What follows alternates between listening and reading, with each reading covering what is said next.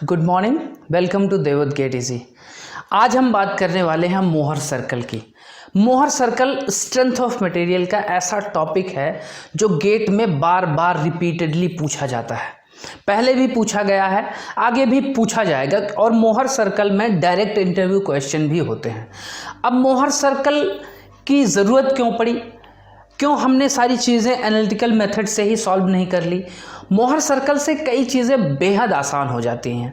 तो वो चीज़ें समझने के लिए सबसे पहले आपको एनालिटिकल फंक्शन जो है वो समझना बहुत ज़रूरी होता है। तो छोटी छोटी बेसिक चीज़ें हम मोहर सर्कल से पहले डिस्कस करने वाले हैं।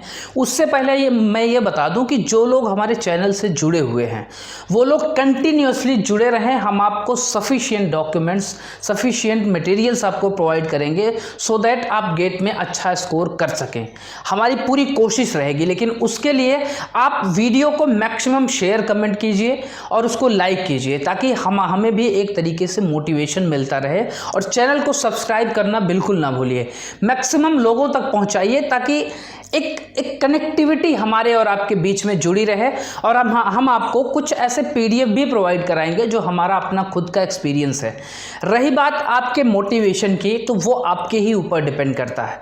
हमारा काम है, हम आपको कंटेंट प्रोवाइड कराएंगे। आप मोटिवेटेड रहिए और जैसे जैसे हम चला रहे हैं वैसे वैसे आप चलते जाइए। आपका रिजल्ट ऑब्वियसली कन्वर्ट होगा अगर आप मेहनत कर रहे हैं। जितने भी लोगों ने एक लेवल अचीव किया है उन लोगों ने हमेशा मेहनत की है। Slow process is better than no process. तो कई बार होता है ऑनलाइन और ऑफलाइन में यही एक फ़र्क होता है। ऑफलाइन में बच्चे क्या करते हैं कि कनेक्टेड रहते हैं, लेकिन ऑनलाइन में जब बच्चे सोचते हैं कि यार वीडियो आ गया है चलो देख लेंगे, तब कनेक्टिविटी नहीं बन पाती और एंटरटेनमेंट हो नहीं पाता। हमारे और आपके बीच में एंटरटेनमेंट तभी हो सकता है जब वीडियोस आए और उसको पढ़िए। और अभी तक जो वीडियो रिलीज़ हुए हैं उससे किसी भी टाइप का कोई क्वेश्चन बने तो आप उसको सॉल्व कर सकते हैं, सॉल्व कर सकें, और यही एक सही तरीका है पढ़ने का। ठीक है, तो आज हम बात करेंगे मोहर सर्कल। मोहर सर्कल क्या होता है? मोहर सर्कल समझने से पहले कुछ छोटे छोटे टर्म्स हैं जो समझ लेना आवश्यक है। जैसे मान लो सिंपल स्ट्रेस लोडिंग है। सिंपल स्ट्रेस लोडिंग का मतलब कि एक नॉर्मल स्ट्रेस एक्स एक्सिस में काम कर रही है, तो ये क्या कहलाएगी? सिंपल स्ट्रेस लोडिंग है। अब मान लो एक कैंटिलीवर है। कैंटिलीवर अभी हम आपको पढ़ाए नहीं है, इसलिए आपको समझ क्या पता ना आए। कैंटिलीवर हम एसएफडी बीएमडी में पढ़ेंगे, लेकिन उससे पहले सिर्फ इतना समझ लो कैंटिलीवर का मतलब क्या होता है। कैंटिलीवर का मतलब होता है जैसे एक बीम है, एक तरफ से आपने फिक्स कर दिया, दूसरी तरफ से ये हैंगिंग पोजीशन में है, तो ये क्या कहलाएगी? कैंटिलीवर बीम कहलाएगी। अब इस कैंटिलीवर बीम पे मान लो एक फोर्स लग रहा है इस एरिया पे। किस एरिया पे? इस एरिया पे। तो ये क्या कहलाएगा? अगर इस एरिया को ये शेयर करता हुआ जा रहा है तो ये फोर्स क्या कहलाएगा? शेयर फोर्स कहलाएगा। और यहाँ पे जो स्ट्रेस जनरेट होगी वो कौन सी स्ट्रेस होगी? Sharing stress. Normal stress, shear stress. ये क्या कहलाए? ये क्या है? सिंपल स्ट्रेस लोडिंग है। Simple stress loading. और ये क्या है? Shear stress loading. Shear stress loading. ठीक है, ये सिंपल स्ट्रेस लोडिंग है, ये शेयर स्ट्रेस लोडिंग है। Simple stress loading simple stress values से बैलेंस हो जाती है अगर वो अपोजिट डायरेक्शन में और इक्वल मैग्नीट्यूड पे काम कर रही है। अगर इक्वल मैग्नीट्यूड और अपोजिट डायरेक्शन में स्ट्रेसेस हम लगा दें तो ये सिंपल स्ट्रेस बैलेंस हो जाएगी। ये पूरा का पूरा फिगर आपका बैलेंस्ड है। लेकिन जरा मुझे बताओ कि क्या ये कैंटिलीवर बैलेंस है? अगर भाई शेयर स्ट्रेस इस डायरेक्शन में लग रही है तो एक शेयर स्ट्रेस इस डायरेक्शन में भी लग रही होगी इसको बैलेंस करने के लिए। कैसे? जैसे एक कैंटिलीवर है, मान लो आपने यहाँ पे फोर्स लगाया F, तो यहाँ पे जितना आपको लोड लग रहा है, जहाँ जितना आपको फोर्स महसूस हो रहा है यहाँ पे, वो इस फोर्स के बराबर होगा रेजिस्टेंस फोर्स के, क्योंकि ये फोर्स हो जाएगा रेजिस्टेंस फोर्स। ये रेजिस्ट कर रहा है, इसको झुकने ना देगा। ये डिफ्लेक्शन होने के लिए रेजिस्ट कर रहा है, इसलिए जितना अमाउंट का F यहाँ पे लगेगा उतने ही अमाउंट का फोर्स यहाँ पे भी लगेगा। आप महसूस करके देखना, आपको पता चलेगी। तो ये क्या क्रिएट कर रहा है? ये क्रिएट कर रहा है एक कपल। कपल क्या होता है? जैसे एक बॉडी है, अब किसी पॉइंट के अबाउट अगर यहाँ पे F लग रहा है और यहाँ पे भी F लग रहा है तो ये एक कपल क्रिएट करता है, लेकिन अगर सिंगल F लग रहा होता तो ये एक मूवमेंट क्रिएट करता। तो कपल और मूवमेंट में भी डिफरेंस आपको पता होना चाहिए, ठीक है। अब ध्यान से समझना, ये जो शेयर स्ट्रेस है, शेयर स्ट्रेस सिर्फ यहाँ से बैलेंस नहीं होती, यहाँ से इस शेयर स्ट्रेस और इस शेयर स्ट्रेस की वजह से यहाँ पे एक कपल क्रिएट हो जाता है, और इस कपल को बैलेंस करने के लिए shear stresses complementary in nature होती हैं। इधर से भी शेयर स्ट्रेसेस लगती हैं, इस शेयर स्ट्रेस को बैलेंस इस शेयर स्ट्रेस से होता है और ये शेयर स्ट्रेस इस शेयर स्ट्रेस से बैलेंस होती है। तो हमेशा याद रखना कि शेयर स्ट्रेस जो होती है वो ऑलवेज वो कॉम्प्लीमेंट्री इन नेचर होती है, ठीक है।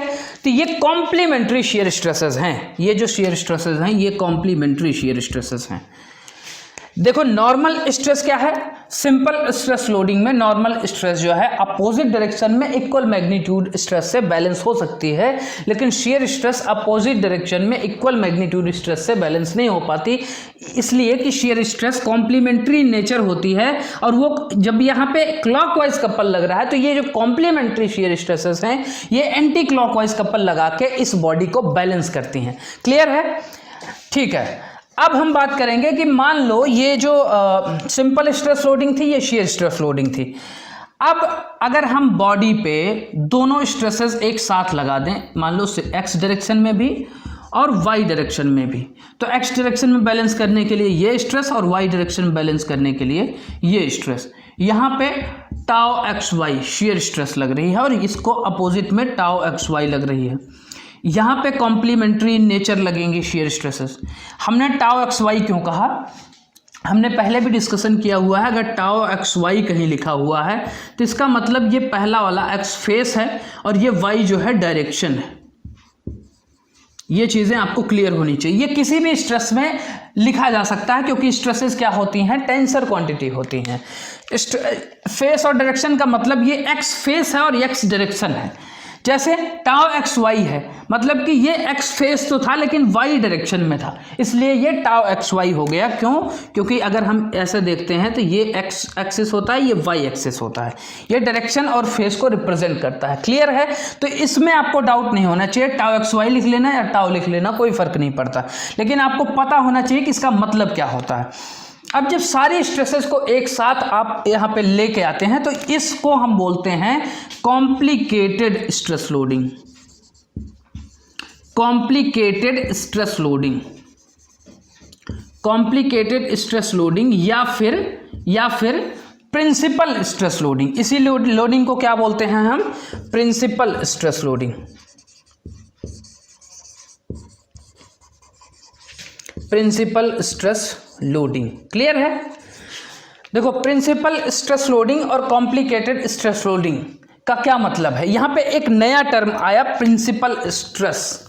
क्या होती है प्रिंसिपल स्ट्रेस, अभी हम डिटेल में समझेंगे, लेकिन उससे पहले ये समझ लो कि अगर जहाँ पे सिर्फ नॉर्मल स्ट्रेस काम कर रही है वो सिंपल स्ट्रेस लोडिंग है, अगर कोई सिर्फ शेयर स्ट्रेस काम कर रही है तो वो शेयर स्ट्रेस लोडिंग है। लेकिन जहाँ पे नॉर्मली शेयर स्ट्रेस और नॉर्मल स्ट्रेस दोनों एक्ट कर रही हों वो लोडिंग क्या कहलाती है? प्रिंसिपल स्ट्रेस लोडिंग कहलाती है। नॉर्मली ऐसा होता है, ठीक है। अब हम बात करेंगे कि प्रिंसिपल स्ट्रेस को बाद में डिटेल में समझेंगे, उसमें कंफ्यूजन नहीं होना है आपको।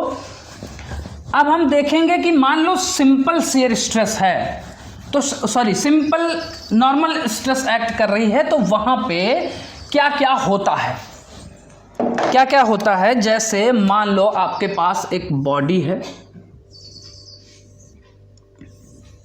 और यहां पे सिर्फ एक नॉर्मल स्ट्रेस हमने लिया एक्स एक्सिस पे। ये आपका प्लेन क्या था? ए बी प्लेन था। ए बी प्लेन था, हमने क्या किया कि एक किसी एंगल पे, किसी थीटा एंगल पे हमने एक एसी प्लेन ले लिया, ठीक है, और ये एडी प्लेन है। जरा मुझे बताओ कि ये जो सिग्मा एक्स है किसी नॉर्मल फोर्स की वजह से लग रही होगी, कोई नॉर्मल फोर्स यहाँ पे एफ लगा होगा जिसकी वजह से ये सिग्मा एक्स लग रही है। और अगर मैं यहाँ पे इस एसी प्लेन पे एक परपेंडिकुलर लाइन खींच दूँ तो ये क्या हो जाएगा? एफ कॉस थीटा, जब ये थीटा हो जाएगा। अब ध्यान से समझना, एक मैथमेटिकल थ्योरम है कि अगर दो लाइनों के बीच का एंगल आपको पता है थीटा है, तो इन दोनों लाइनों पे गिराए गए परपेंडिकुलर्स के बीच का एंगल भी थीटा ही होगा।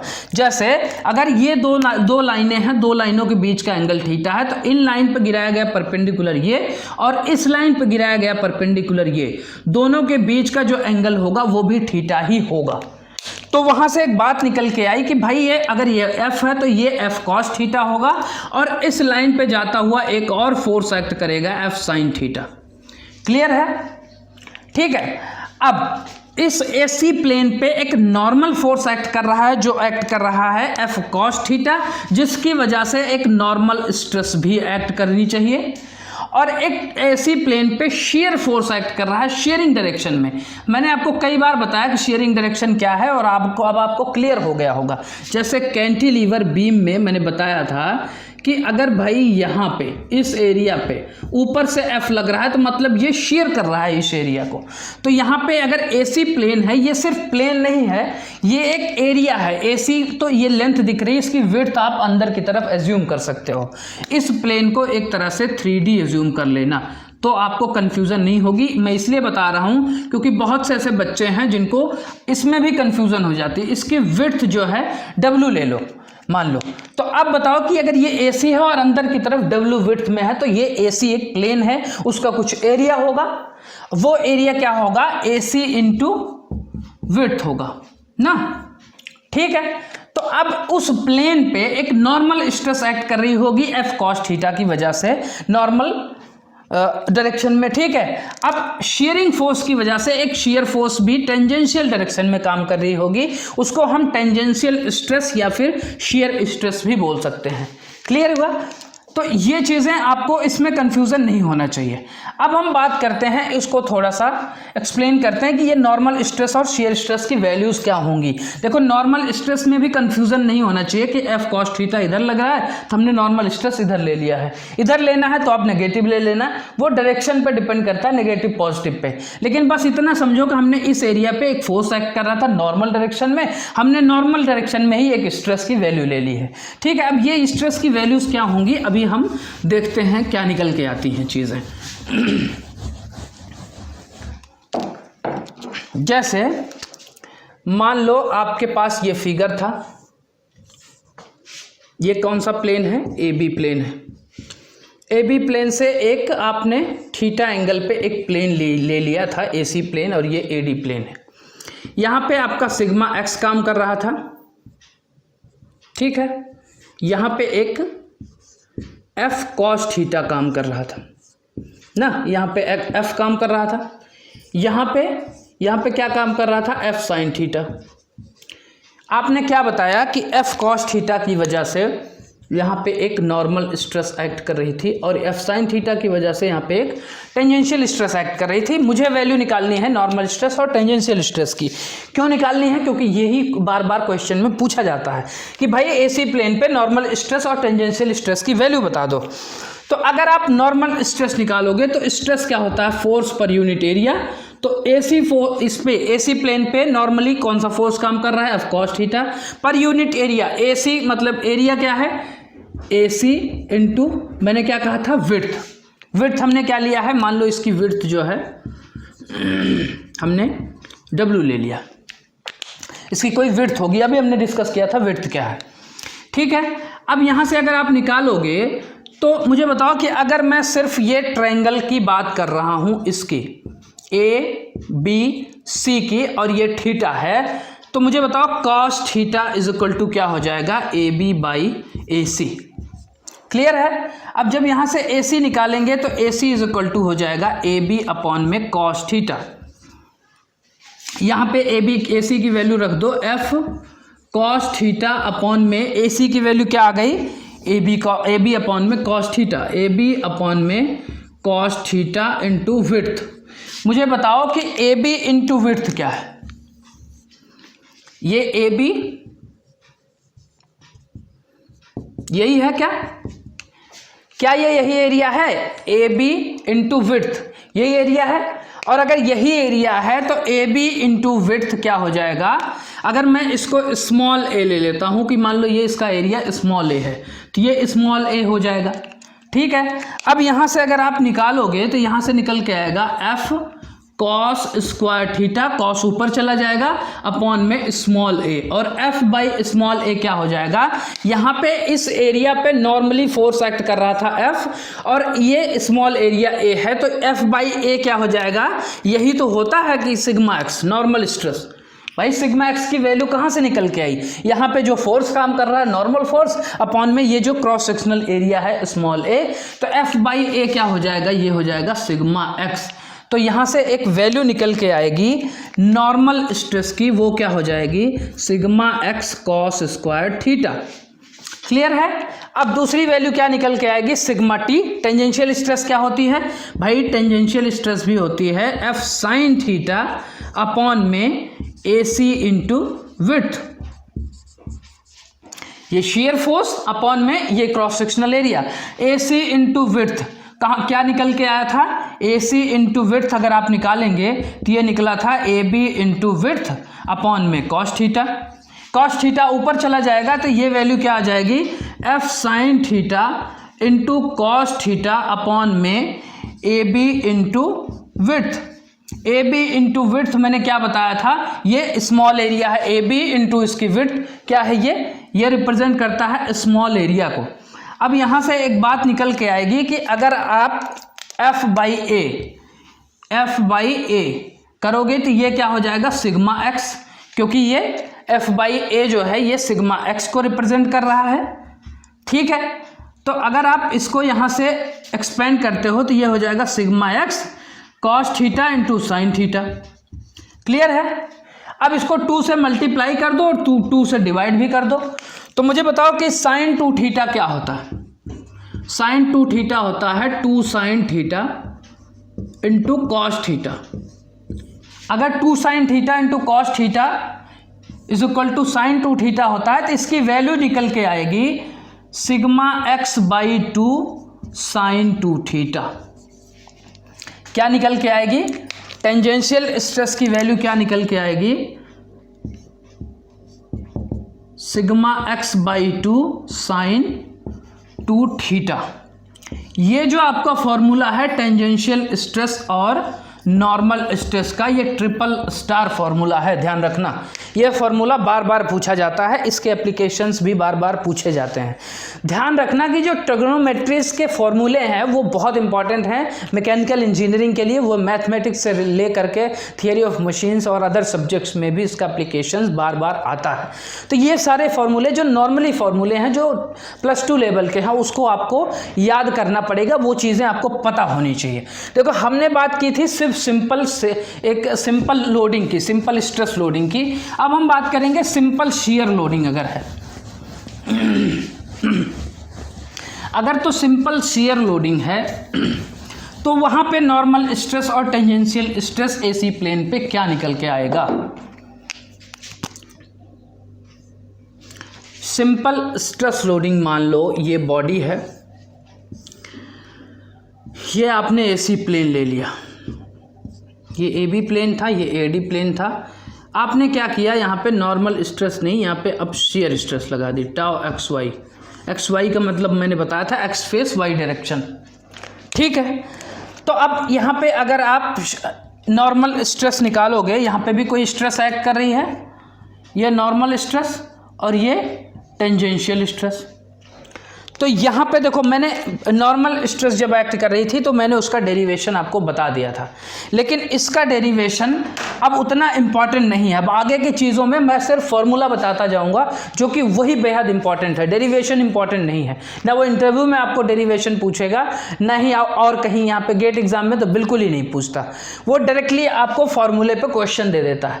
देखो मैंने एक चीज़ बता दी थी, बाकी की चीज़ें मैं बता रहा हूँ, वैसे आप लिख लीजिएगा कि अगर नॉर्मल स्ट्रेस की बात कर रहे हैं तो ये हो जाएगा tau x Y sine 2 theta, और अगर टेंजेंशियल स्ट्रेस की बात कर रहे हैं तो minus tau x Y cos 2 theta हो जाएगा। ये फॉर्मूला याद रखना जब सिंपल शियर की बात हो तो। अगर सिंपल शियर स्ट्रेस यहाँ पे काम कर रही है तो ये फॉर्मूला होगा नॉर्मल स्ट्रेस एसी प्लेन पे। कौन सा प्लेन है ये? एसी प्लेन है। एसी प्लेन पे normal stress tau x Y sine 2 theta हो जाएगा। और टेंजेंशियल स्ट्रेस हमेशा शियर स्ट्रेस है, इसमें कंफ्यूजन नहीं होना है आपको। टेंजेंशियल स्ट्रेस मैंने ऐसे रिप्रेजेंट किया, लेकिन ये एक शियर स्ट्रेस है एसी प्लेन पे। एसी प्लेन पे minus tau x Y cos 2 theta हो जाएगा।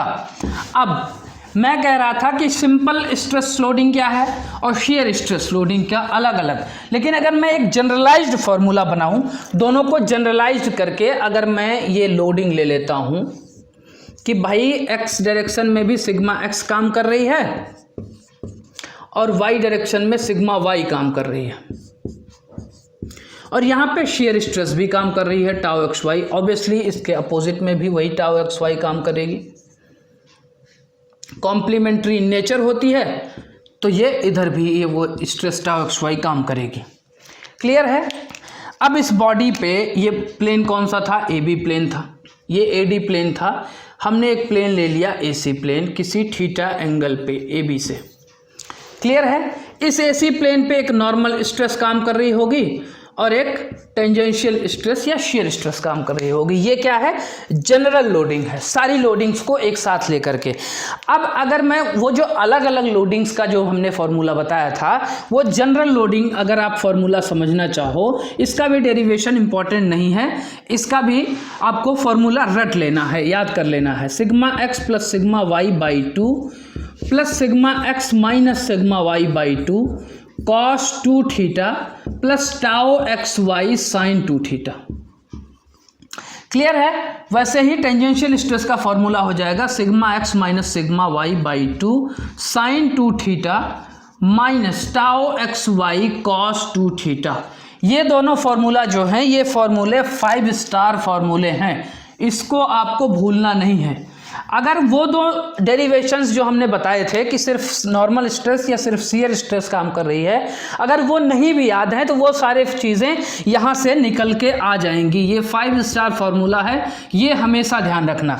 बस आपको क्या करना है, इस फार्मूले में थीटा आपको दिया होगा और क्या कहेगा कि भाई देखो नॉर्मल स्ट्रेस यहाँ पे 0 है। अगर यहाँ पे नॉर्मल स्ट्रेसेस 0 हैं, मान लो ये भी 0 है, तो फिर क्या हो जाएगा, सिर्फ शियर स्ट्रेस काम करेगी। और ये जो जितने भी नॉर्मल स्ट्रेसेस हैं, अगर आप इसको 0 कर दोगे, इसको 0 कर दोगे और इसको 0 कर दोगे, तो भाई यहाँ पे सिर्फ शियर स्ट्रेस क्या काम करेगी, tau x Y sine 2 theta और minus tau x Y cos 2 theta. अभी तो आया था ये फॉर्मूला। मतलब इस फॉर्मूले से आप सारी चीज़ें निकाल सकते हैं अकॉर्डिंग टू क्वेश्चन। क्वेश्चन में क्या दिया हुआ है कि भाई नॉर्मल स्ट्रेस 0 है तो ये हो जाएगा, और अगर शियर स्ट्रेस 0 है, नॉर्मल स्ट्रेस 0 नहीं है, तो शियर स्ट्रेस को 0 कर दो, बाकी की चीज़ों को कैलकुलेट कर लो। मतलब ये जनरलाइज्ड फॉर्मूला है, यहाँ से आपको सारी चीज़ें निकल के आ सकती हैं। ठीक है, ठीक है। अब हम बात करेंगे कि मान लो ये जो एसी प्लेन है, इसमें जो सिग्मा टाउ है, सॉरी टेंजेंशियल स्ट्रेस है और नॉर्मल स्ट्रेस है, ये इनकी वैल्यूज़ क्या हो सकती हैं, मैक्सिमम और मिनिमम। मान लो आपके पास ये लोडिंग थी, ये ए बी प्लेन है, यहाँ से एक प्लेन आया एसी प्लेन और ये एडी प्लेन है। ध्यान से समझना, अगर तो यहाँ पे दो स्ट्रेसेस हैं, एक तो नॉर्मल स्ट्रेस है, एक है टेंजेंशियल स्ट्रेस है थीटा एंगल पे। यहाँ पे दो कंडीशन होगी। दो कंडीशन क्या होगी कि अगर तो नॉर्मल स्ट्रेस जो है, सॉरी टेंजेंशियल स्ट्रेस अगर 0 है, ध्यान से समझना, if sigma T tangential stress या shear stress at plane AC, AC plane पे अगर तो टेंजेंशियल स्ट्रेस 0 है तो सिग्मा एन क्या हो जाएगा, प्रिंसिपल स्ट्रेस। प्रिंसिपल स्ट्रेस अभी हमने बात की थी ना प्रिंसिपल स्ट्रेस की। जब टेंजेंशियल स्ट्रेस यहाँ पे 0 हो जाए तो नॉर्मल स्ट्रेस क्या हो जाएगी, प्रिंसिपल स्ट्रेस।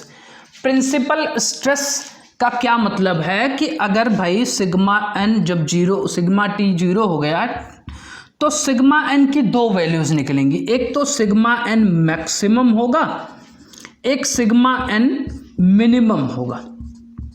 अब जो मैक्सिमम होगा उसको हम बोलते हैं मेजर प्रिंसिपल स्ट्रेस।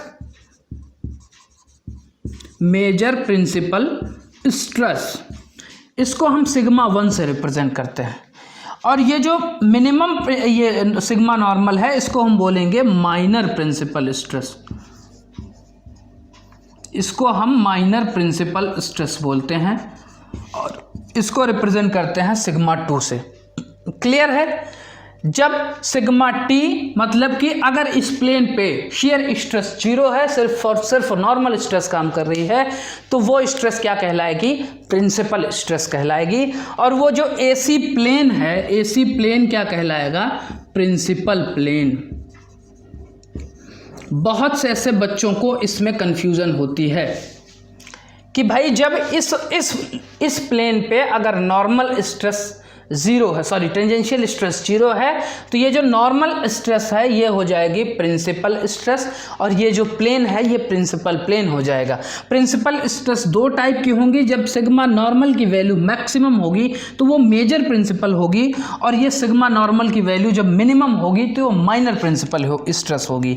अब ये जो मेजर प्रिंसिपल स्ट्रेस होती है यही होती है डिज़ाइन स्ट्रेस। जब किसी चीज़ का हम डिज़ाइन करते हैं तो यही हम डिज़ाइन स्ट्रेस के तौर पे लेते हैं, यही होती है डिज़ाइन स्ट्रेस। क्लियर है? अब यहाँ पे ये चीज़ें अगर क्लियर हैं तो मैं इसे रफ कर देता हूँ। यहाँ पे अब दूसरी कंडीशन क्या बनेगी? ये दूसरी कंडीशन क्या बनेगी कि अगर मान लो सिग्मा टी जो है या टेंजेंशियल स्ट्रेस एसी प्लेन पे मैक्सिमम हो, if sigma T tangential stress is maximum, तो ये प्लेन क्या कहलाएगा? Plane of simple shear, plane of simple shear, plane of simple shear कहलाएगा। यहां पे सिग्मा नॉर्मल में बी 0 और may not be 0, may not be 0। मतलब कि सिग्मा नॉर्मल जो है यहाँ पे 0 हो भी सकता है, नहीं भी हो सकता, लेकिन जो कंडीशन है वो ये है कि सिग्मा टी जो है टेंजेंशियल स्ट्रेस जो है वो मैक्सिमम होनी चाहिए। अगर वो मैक्सिमम है तो वो प्लेन क्या कहलाएगा? Plane of simple shear. Clear है? ठीक है। अब ध्यान से समझो कि मैंने जो बताया था कि प्रिंसिपल स्ट्रेस सिग्मा नॉर्मल, जब टेंजेंशियल स्ट्रेस 0 हो तो सिग्मा नॉर्मल जो होती है वो प्रिंसिपल स्ट्रेस हो जाती है, सिग्मा 1 या मेजर प्रिंसिपल स्ट्रेस या माइनर प्रिंसिपल स्ट्रेस। क्लियर है? ये होती क्या है, इसकी वैल्यूज़ क्या निकल के आती हैं, इसको आपको बस याद कर लेनी है, ज़्यादा दिमाग नहीं लगाना कि इसका डेरिवेशन कहाँ से आया। इसकी वैल्यूज़ आपको याद रख लेनी है। वो क्या होती है? Sigma x plus sigma y by 2 plus minus under root sigma x minus sigma y by 2 का whole square plus tau x Y का होल स्क्वायर। ये फॉर्मूला आपको रटा रटाया होना चाहिए, हमेशा याद होना चाहिए। ये प्रिंसिपल स्ट्रेसेस की वैल्यू हैं। अब प्लस कब लेते हैं? जब सिग्मा 1 निकालना हो, और माइनस कब लेते हैं? जब सिग्मा 2 निकालना हो। क्लियर है? ये सिग्मा 1 सिग्मा 2 अलग अलग है। सिग्मा 1 की वैल्यू निकालनी है तो sigma x plus sigma y by 2 plus under root sigma x minus sigma y by 2 का whole square plus tau x Y का होल स्क्वायर। लेकिन अगर सिग्मा 2 निकालना है, मतलब ये मेजर प्रिंसिपल स्ट्रेस है और ये माइनर प्रिंसिपल स्ट्रेस है, तो माइनर प्रिंसिपल स्ट्रेस निकालना है सिग्मा 2, तो sigma x plus sigma y by 2 minus under root sigma x minus sigma y by 2 का whole square plus tau x Y का होल स्क्वायर। क्लियर है? ये चीज़ें आपको क्लियर होनी चाहिए कि भाई प्रिंसिपल स्ट्रेसेस का फॉर्मूला क्या होता है। देखो यहाँ पे जितने फॉर्मूले हम डिस्कस कर रहे हैं वो बहुत ज़्यादा इंपॉर्टेंट है, मोस्ट इंपॉर्टेंट फॉर्मूले हैं, तो वो चीज़ें आपको भूलनी नहीं है। अब हम बात करते हैं कि मान लो आपको थीटा दे दिया गया है और सिग्मा एक्स या सिग्मा वाई की वैल्यूज़ दे दी गई हैं, और उसने पूछ लिया कि भाई प्रिंसिपल प्लेन, सॉरी थीटा नहीं दिया गया है, सिग्मा एक्स सिग्मा वाई की वैल्यू दे दी गई है और टाउ एक्स वाई की वैल्यू दे दी गई है, और पूछा है कि भाई प्रिंसिपल प्लेन जो है आपका वो किस एंगल पे काम कर रहा है। तो उसको निकालने का तरीका है tan 2 theta is equal to 2 tau x y upon में sigma x minus sigma y. यहाँ से क्या निकल के आएगा? यहाँ से निकल के आएगा आपका कि किस प्लेन पे, किस थीटा पे आपका प्रिंसिपल प्लेन काम कर रहा है। क्लियर है। अब मान लो यहाँ पे ये जो θ1, अब यहाँ से 2 थीटा निकल के आएंगे, 2 थीटा है, एक θ1 निकल के आएगा, एक θ2 निकल के आएगा। मान लो आपके पास θ1 निकल के आया 45 डिग्री, तो θ2 की वैल्यू क्या हो जाएगी 90 प्लस माइनस 45 डिग्री, या 90 डिग्री प्लस जुड़ जाएगा या माइनस जुड़ जाएगा। क्यों? क्योंकि मान लो ये बॉडी थी आपके पास, ये बॉडी थी, अगर ये प्रिंसिपल प्लेन जो है यहाँ था θ1 पे, तो जो दूसरा प्रिंसिपल प्लेन होगा वो 90 डिग्री पे ही होगा, 90 डिग्री हमेशा। तो ध्यान रखना कि ये जो θ1 जो होता है वो परपेंडिकुलर टू θ2 होता है। θ1 और θ2 के बीच की जो वैल्यूज होती हैं वो 90 डिग्री होती है। ठीक है, जब प्रिंसिपल प्लेन की बात कर रहा है कि प्रिंसिपल प्लेन कहाँ है, लेकिन ध्यान रखना ये सारी चीज़ें। लेकिन अगर बात करें वो कि भाई यहाँ पे देखो समझ में आई चीज़ें कि θ1 जो है वो परपेंडिकुलर टू θ2 है, लेकिन अगर बात करें ये प्रिंसिपल प्लेन है, प्रिंसिपल प्लेन कहाँ पे है, लेकिन अगर पूछे कि भाई प्लेन ऑफ सिंपल सीयर निकालना है किस एंगल पे कहाँ है, प्लेन ऑफ सिंपल सीयर, मैंने क्या बताया था, plane of simple shear, plane of simple shear का मतलब प्रिंसिपल प्लेन का मतलब जहां पे सिग्मा टी 0 है, सिग्मा एन मैक्सिमम या मिनिमम होगा। प्लेन ऑफ सिंपल सीयर का मतलब सिग्मा टी मैक्सिमम है, यहाँ पे सिग्मा एन 0 हो भी सकता है, 0 हो भी सकता है, और may not be 0, may not be 0, मतलब 0 नहीं भी हो सकता। अब इसको निकालने का तरीका है कि tan 2 theta dash is equal to minus sigma x minus sigma y by 2 tau x y, ये निकालने का फॉर्मूला है। यहाँ पे भी θ1 डैश और θ2 डैश निकल के आएगा, और ये दोनों जो होता है ये भी होता है θ1 डैश और θ2 डैश जो होता है ये एक दूसरे के परपेंडिकुलर होता है। क्लियर है, एक दूसरे के परपेंडिकुलर होता है। और अगर मान लो यहाँ पे भी θ1 डैश 45 डिग्री आ गया है, तो θ2 डैश क्या हो जाएगा, ये हो जाएगा 45 प्लस माइनस 90 डिग्री। क्लियर है, यहाँ से प्लस माइनस 90 डिग्री आ जाएगा, ये इसके परपेंडिकुलर होता है। लेकिन अगर हम दोनों का कंपैरिजन करें कि भाई थीटा जो होता है वो थीटा, मान लो θ1 है, ये θ1 डैश के कैसे होगा, ये θ1 और θ1 डैश के 45 डिग्री पे होता है। ये चीज़ें ध्यान रखना कि θ1 अगर हम इन दोनों की बात करें कि भाई प्रिंसिपल प्लेन और प्लेन ऑफ सिंपल सीयर के बीच का एंगल क्या होता है, तो इनके बीच का एंगल जो होता है वो 45 डिग्री होता है। लेकिन ये एक दूसरे के बीच का एंगल जो होता है ये होता है 90 डिग्री, ये डिफरेंस होता है दोनों में। तो ये चीज़ें आपको क्लियर होनी चाहिए। अगर ये चीज़ें क्लियर हैं तो इसके बाद हम आते हैं मोहर सर्कल पे। क्या होता है मोहर सर्कल? अब ये जो एनालिटिकल मेथड है, ये सारा जो मेथड आपने समझा, ये मेथड क्या है, एनालिटिकल मेथड। अब यहाँ से निकल के आता है ग्राफिकल मेथड। ग्राफिक्स के हिसाब से हम समझेंगे और वो कई बार आसान हो जाती हैं चीज़ें कि सिग्मा एक्स सिग्मा वाई या टाउ एक्स वाई की वैल्यू हमें निकालनी है। ठीक है, अब हम इसके बाद बात करने वाले हैं ग्राफिकल मेथड की। ठीक है, तो एनालिटिकल मेथड आपको क्लियर हो गया।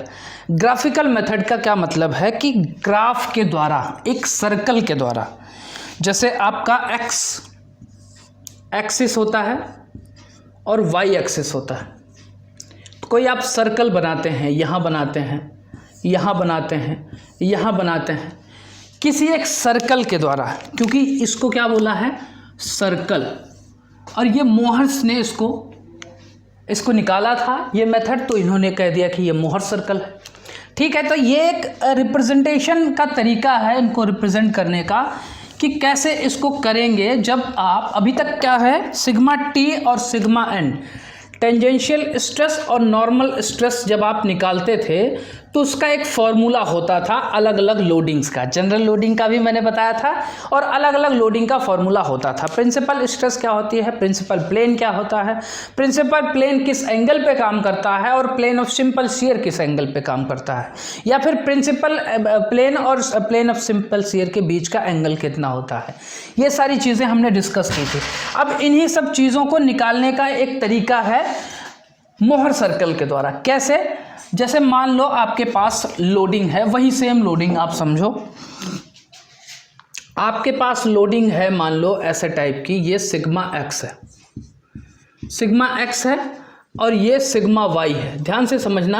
अब यहाँ पे डायरेक्शंस बहुत इंपॉर्टेंट हो जाएंगी क्योंकि सर्कल उसी हिसाब से बनता है। ए बी प्लेन है आपके पास और ये मान लो ए सी प्लेन था, ये ए डी प्लेन है, डी प्लेन है। बस सबसे समझने वाली बात क्या है कि अगर ये किसी एंगल पे ए सी प्लेन हमने लिया है तो यहाँ पे क्या करेगा, एक नॉर्मल स्ट्रेस काम करेगी, एक टेंजेंशियल स्ट्रेस काम करेगी। क्लियर है। अब यहाँ पे एक जो एक्स एक्सिस और वाई एक्सिस लेते थे, अब यहाँ पे क्या लेंगे, यहाँ पे एक नॉर्मल स्ट्रेस की एक्सिस होती है और यहाँ पे ये टेंजेंशियल स्ट्रेस की एक्सिस होती है। टेंजेंशियल स्ट्रेस का मतलब है शेयर स्ट्रेस की एक्सिस। एक्स एक्सिस जो है वो नॉर्मल स्ट्रेस की एक्सिस है, वाई एक्सिस जो है वो टेंजेंशियल स्ट्रेस की एक्सिस है। क्लियर है। तो ये चीज़ें आपको क्लियर होनी चाहिए। अब मोहर सर्कल जो होता है, सर्कल एक तरह से सर्कल होता है और उस सर्कल का एक एक पॉइंट, जैसे एक सर्कल है मान लो किसी भी एक्सिस पे ऐसे दिया हुआ है, ये सर्कल है एक्स एक्सिस और वाई एक्सिस। तो ध्यान से समझना, मोहर सर्कल का हर एक पॉइंट एक प्लेन को रिप्रेजेंट करता है। हर एक पॉइंट, इसका सर्कल का हर एक पॉइंट एक प्लेन को रिप्रेजेंट करता है। जैसे ये प्लेन है, ए बी प्लेन एक लाइन को रिप्रेजेंट कर रहा है ना इस डायग्राम में, ये ए डी प्लेन है या फिर ये ए सी प्लेन है, लेकिन मोहर सर्कल में एक पॉइंट एक प्लेन को रिप्रेजेंट करता है। ठीक है। अब मान लो इस लोडिंग का मोहर सर्कल आपको बनाना है, तो कैसे बनाएंगे। मान लो सिग्मा एक्स क्या है, टेंसाइल में है, टेंसाइल में है मान लो 10 मेगापास्कल, एग्जाम्पल के थ्रू समझते हैं। और सिग्मा वाई भी 5 मेगापास्कल है, ये भी क्या है, टेंसाइल इन नेचर है। तो ध्यान से समझना कि जो है ये क्या है, ए बी प्लेन पे कौन कौन सी स्ट्रेसेस काम कर रही हैं। ये क्या काम कर रही है, सिग्मा एक्स सिर्फ नॉर्मल स्ट्रेस, शेयर स्ट्रेस नहीं है ना। तो 10 मेगापास्कल नॉर्मल स्ट्रेस की एक्सिस तो यही है। मान लो आपके पास दिया होता, ये एक्स एक्सिस थी, ये वाई एक्सिस थी। मान लो आपके पास दिया होता कि एक्स, यहाँ पे आपके पास पॉइंट है 10 और 0। इस पॉइंट को कैसे आप रिप्रेजेंट करते, किस लाइन पे, यहीं पे कहीं करते, क्योंकि भाई 10 एक्स एक्सिस तो 10 है, लेकिन वाई एक्सिस क्या है, 0 है, वाई पे 0 है। मतलब ए बी प्लेन पे 10 जो है ये क्या है, नॉर्मल स्ट्रेस है, लेकिन शेयर स्ट्रेस हमने वाई एक्सिस पे रिप्रेजेंट किया है। यहाँ पे जैसे वाई एक्सिस हमने 0 ले लिया है, तो वाई एक्सिस पे हमने शेयर स्ट्रेस लिया है, तो इस प्लेन पे, ए बी प्लेन पे शेयर स्ट्रेस कितनी है, 0 है। इसलिए 10 मेगापास्कल हम कहीं पे यहीं पे पाएंगे कि यहीं कहीं 10 मेगापास्कल होगा। ठीक है, यहीं पे 10 मेगापास्कल होगा। और ये प्लेन कौन सा होगा, ये ए बी प्लेन होगा। मैंने क्या बताया था, चलिए अभी क्लियर कर लेते हैं, थोड़ी देर बाद आपको चीज़ें क्लियर हो जाएंगी। अब उसके बाद हम बात करते हैं ए डी प्लेन की। ये क्या है, 5 मेगापास्कल है।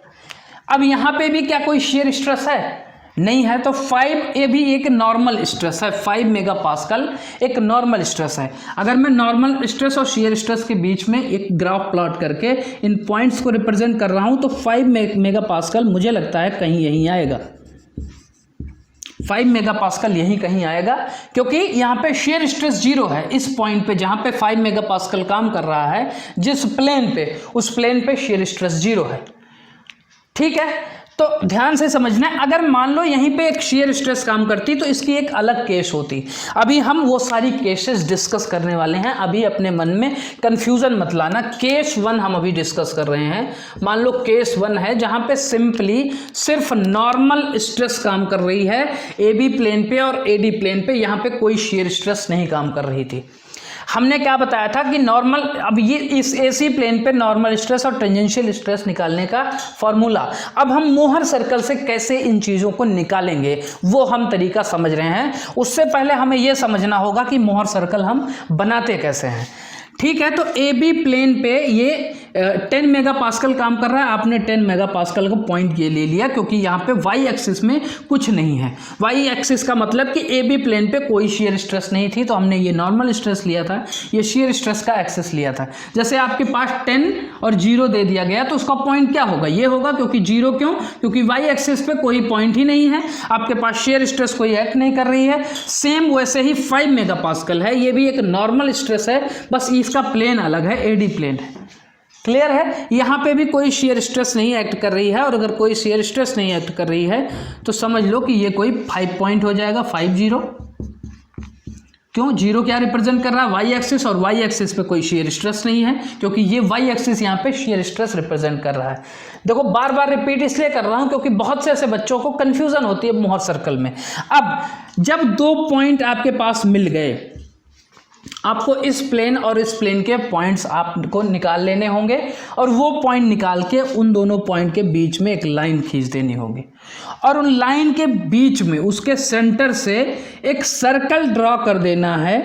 ये सर्कल क्या कहलाएगा, मोहर सर्कल। ये सर्कल क्या कहलाएगा, मोहर सर्कल। क्लियर है। अब यहां से क्या निकालना था, नॉर्मल स्ट्रेस और टेंजेंशियल स्ट्रेस। अब मैंने बताया था कि सर्कल पे एक जो पॉइंट होता है वो एक प्लेन को रिप्रेजेंट करता है। ये प्लेन कौन सा रिप्रेजेंट हो रहा है, A B plane. A B plane पे कौन सी स्ट्रेस है, 10 मेगापास्कल। 10 मेगापास्कल कौन सी स्ट्रेस है, कैसे पता चलेगा 10 मेगापास्कल कौन सी स्ट्रेस है, क्योंकि इस पॉइंट से एक बात पता चल रही है भाई यहाँ पे सिर्फ एक्स एक्सिस है, वाई एक्सिस तो कुछ है नहीं, इसका मतलब ये सिर्फ नॉर्मल स्ट्रेस एक्ट कर रही है 10 मेगापास्कल।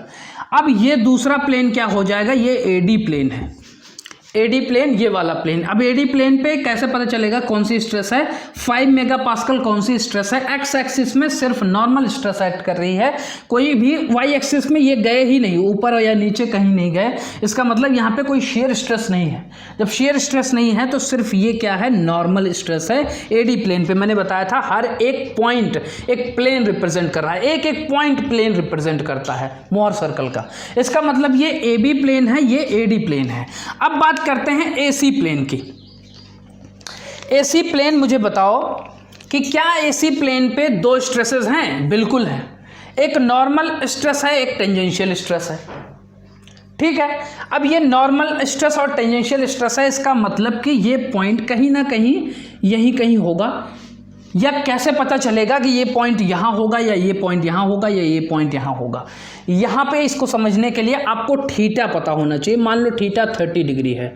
अब ध्यान से समझना, जो एनालिटिकल मेथड है और जो ग्राफिकल मेथड है उसमें थीटा क्या होता है। एनालिटिकल, देखो सारी चीज़ें वही होती हैं, बस फ़र्क क्या होता है, एनालिटिकल मेथड में जो थीटा होता है वो ग्राफिकल मेथड में 2 थीटा होता है। इस बात का आपको हमेशा पता होना चाहिए।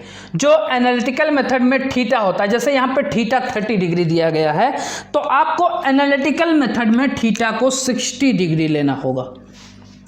क्लियर है, आपको यहाँ पे 30 डिग्री को 60 डिग्री लेना। अब मान लो एनालिटिकल उसमें ग्राफिकल मेथड में मोहर सर्कल में दिया गया है भाई ए बी और ए सी प्लेन के बीच में एंगल थीटा है, तो आप इसमें समझ जाइएगा कि इसका मतलब एक्चुअल में जो एंगल है वो 30 डिग्री है, 60 डिग्री नहीं है, बस थीटा का डिफरेंस होता है। तो याद रखना कि ये जो, मान लो कि आपने यहाँ पे थीटा आपको पता था 30 डिग्री, अब आपको पता चल गया कि भाई जो ए बी प्लेन है और जो एसी प्लेन है उसके बीच में जो एंगल है वो 60 डिग्री है, वो 60 डिग्री है। तो इसका मतलब एसी प्लेन कहीं ए बी प्लेन से, ये जो ए बी प्लेन था, ए बी प्लेन से एसी प्लेन 60 डिग्री पे था, तो कहीं ना कहीं यहीं कहीं आएगा। अब इस एसी प्लेन पे 2 वैल्यूज़ हैं, सिग्मा टेंजेंशियल और सिग्मा नॉर्मल वैल्यूज़, या इसको सिग्मा नॉर्मल या टेंजेंशियल ऐसे लिख लो। एक्स और वाई एक्सिस क्लियर रहेगा। एक्स एक्सिस पे क्या है, नॉर्मल स्ट्रेस, टेंजेंशियल स्ट्रेस पे वाई एक्सिस पे टेंजेंशियल स्ट्रेस है। क्लियर है, क्यों, क्योंकि क्यों पॉइंट ये हमने लिया, क्यों पॉइंट हमने यहाँ पे नहीं लिया, ये बात क्लियर हो गई कि मान लो यहाँ पे किस एसी प्लेन पे क्या कर रही थी, एक्स और वाई दोनों काम कर रही है। मान लो इस पॉइंट पे आपने एक सर्कल बना दिया, इस पॉइंट पे आपको 8 और 6 वैल्यूज़ निकालनी थी। 8 और 6 वैल्यूज, इस 8 और 6 की पॉइंट कहाँ होगा, यहीं कहीं होगा, यहाँ पे नहीं होगा क्योंकि यहाँ पे x पॉइंट और y पॉइंट दोनों गिवन है। मैंने क्या बताया कि आपको निकालना है नॉर्मल स्ट्रेस और टेंजेंशियल स्ट्रेस, और यहाँ पे एंगल आपको दिया होगा, एंगल दिया है तो 30 दिया है तो 60 ले लो, और ये किसी प्लेन पे निकल रहा होगा वहाँ पे। क्लियर है? वो पॉइंट क्या कहलाएगा, एक प्लेन कहलाएगा, और वो प्लेन क्या है, AC प्लेन है। क्लियर हो गई बात? अब AC प्लेन है तो इसको मैं थोड़ा सा बड़ा करके दिखाता हूं, तब आपको चीजें क्लियर हो जाएंगी और अच्छे तरीके से। केस 1 अभी हम डिस्कस कर रहे हैं जब सिर्फ और सिर्फ नॉर्मल स्ट्रेसेस काम कर रही हैं। मुझे लगता है ये चीजें आपको अब क्लियर हो गई होंगी। तो अब हम इस प्लेन को थोड़ा सा बड़ा बनाते हैं, इस फिगर को। मान लो ये फिगर था आपका मोहर सर्कल, ये नॉर्मल स्ट्रेस है, ये है टेंजेंशियल स्ट्रेस। ये पॉइंट क्या था, AB प्लेन था, ये क्या था 10 मेगापास्कल। ये प्लेन कौन सा था, AD प्लेन था, यहाँ पे क्या था 5 मेगापास्कल। इसका कुछ सेंटर होगा और यहाँ पे आपने नॉर्मल स्ट्रेस लिया और टेंजेंशियल स्ट्रेस लिया। ये प्लेन कौन सा है, AC प्लेन। क्लियर है? अब आपको एक चीज़ पता है, पता क्या है आपको कि इसके बीच का एंगल जो है वो क्या है, 60 डिग्री है। 60 डिग्री है तो मुझे एक बात बताओ कि ये जो नॉर्मल स्ट्रेस है, ये जो नॉर्मल स्ट्रेस की वैल्यू है x एक्सिस पे मिलेगी, और टेंजेंशियल स्ट्रेस की वैल्यू कहाँ पे मिलेगी, y एक्सिस पे मिलेगी। मतलब ये जो लेंथ है, ये लेंथ क्या दे रही है, टेंजेंशियल स्ट्रेस की वैल्यू y एक्सिस पे, और ये वाली लेंथ क्या दे रही है, ये नॉर्मल स्ट्रेस की वैल्यू दे रही है। क्लियर है? अब अगर हम इसका सेंटर पता कर सकें, इसका सेंटर कितना होगा, अगर यहाँ पे ये 10 मेगापास्कल है, ये 5 मेगापास्कल है, तो इसका सेंटर क्या हो जाएगा, ये 10 मेगापास्कल किस चीज़ की वैल्यू है, सिग्मा x की, और ये क्या है, सिग्मा y की वैल्यू है। तो हमेशा याद रखना कि ये जो सेंटर इसका निकलेगा, इसका सेंटर कैसे निकाल सकते हो, सेंटर अगर निकालना है आपको, सेंटर C कैसे निकालोगे, इसको निकालने का तरीका है 10 मेगापास्कल, 10 में से 5 मेगापास्कल घटा दो बाई, नहीं 10 + 5 बाई 2, 10 + 5 बाई 10 + 5 बाई 2 कर दोगे तो ये सेंटर निकल जाएगा, सेंटर पॉइंट। और वैसे भी सेंटर पॉइंट निकालना हो तो यहाँ में से इतना घटा दोगे तो ये आ जाएगा, और अगर इसका रेडियस निकालना हो तो हाफ कर दोगे तो इसका रेडियस आ जाएगा। तो हमेशा याद रखना सेंटर पॉइंट निकालने का तरीका क्या है। अब 10 क्या है, sigma x + sigma y by 2 centre point है, और y एक्सिस क्या है, 0 है। ये जो sigma x + sigma y by 2 क्या निकला, ये x एक्सिस निकला, नॉर्मल स्ट्रेस निकली, और शेयर स्ट्रेस यहाँ पे सेंटर पॉइंट पे तो 0 ही होगी इस सेंटर पॉइंट पे। क्लियर है? तो सिग्मा सेंटर पॉइंट आपके पास निकल गया, और आपके पास रेडियस भी निकल जाएगी। रेडियस कैसे निकलेगी, रेडियस निकालने का तरीका है, वैसे भी रेडियस यहाँ से देखो, चेक करो, रेडियस कितना निकलेगी, 10 में से 5 घटा के और हाफ कर दो तो ये रेडियस निकल जाएगी, 10 - 5 बाई 2, ये रेडियस निकल जाएगी। इसका क्या मतलब हुआ, sigma x - sigma y by 2 क्या हो जाएगी, ये रेडियस हो जाएगी। अब जब आपके पास रेडियस पता है तो भाई ये भी तो रेडियस ही है। क्लियर है? अगर ये रेडियस है, ये एंगल पता है, तो आप ये वाली लेंथ निकाल सकते हैं, LAL/KKA, sine theta, cos theta, tan theta. अब मान लो ये आपको निकालना है तो यहां से क्या निकलेगा, ये क्या है, अगर साइन थीटा यहां पे लगा दो, साइन 60 डिग्री, साइन 60 डिग्री लगा दोगे तो ये हो जाएगा, लंब ये है, ये सिग्मा t बाई में कर्ण ये है, ये रेडियस आपके पास यहाँ से निकल जाएगी 10 - 5 बाई 2, तो रेडियस भी आपके पास निकल जाएगी, ये रेडियस निकल जाएगी, रेडियस निकल जाएगी। तो साइन 60 की वैल्यू आप रख देंगे और रेडियस से मल्टीप्लाई कर देंगे इसको, तो ये सिग्मा t निकल जाएगा, टेंजेंशियल स्ट्रेस आपके पास निकल जाएगी। मैंने क्या बताया था कि हमें क्या निकालना था फाइनली, सिग्मा n और सिग्मा t। क्लियर है? सिग्मा टी अगर आपके पास निकल गया, ये वाली चीज़ निकल गई, तो क्या आप नॉर्मल स्ट्रेस निकाल सकते हैं? ये लेंथ आप निकाल सकते हैं, बिल्कुल निकाल सकते हैं। कैसे निकाल सकते हैं कि इसी ट्रायंगल से आपको ये भी वैल्यू अब निकल जाएगी, क्योंकि एंगल्स पता है, इसकी लेंथ पता है, इसकी लेंथ पता है, तो इसकी भी लेंथ पता हो जाएगी। आप जानते हैं पाइथागोरस थ्योरम से, ठीक है। अगर इसकी लेंथ निकल गई तो भाई रेडियस तो आपने पहले ही निकाल लिया है, और यहाँ से यहाँ तक की वैल्यू क्या थी? 5 मेगापास्कल।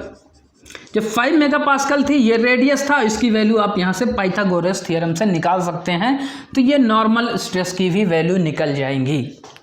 क्लियर है? ये दोनों वैल्यूज आपको इस ग्राफिकल मेथड से निकल जाएंगी। अब इससे ज़्यादा इंपॉर्टेंट चीज़ क्या है कि भाई इस सर्कल का जो नॉर्मल एक्सिस है, नॉर्मल एक्सिस पे जो मैक्सिमम वैल्यू निकल के आएगी, नॉर्मल स्ट्रेस पे, नॉर्मल एक्सिस पे जो मैक्सिमम वैल्यू निकल के आती है, वो देती है प्रिंसिपल स्ट्रेस की वैल्यू।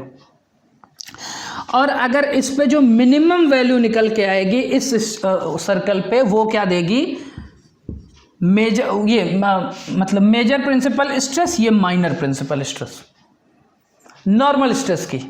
लेकिन अगर शियर स्ट्रेस की बात करें, वाई एक्सिस की बात करें, तो इस पे जो मैक्सिमम वैल्यू निकल के आएगी, टेंजेंशियल स्ट्रेस की मैक्सिमम वैल्यू, ये क्या देती है? मैक्सिमम शियर स्ट्रेस इस बॉडी पे कितना लग रहा था, ये मैक्सिमम शियर स्ट्रेस की वैल्यू देगी। और ये मैक्सिमम शियर स्ट्रेस क्या होती है? अक्सर रेडियस के ही बराबर होती है।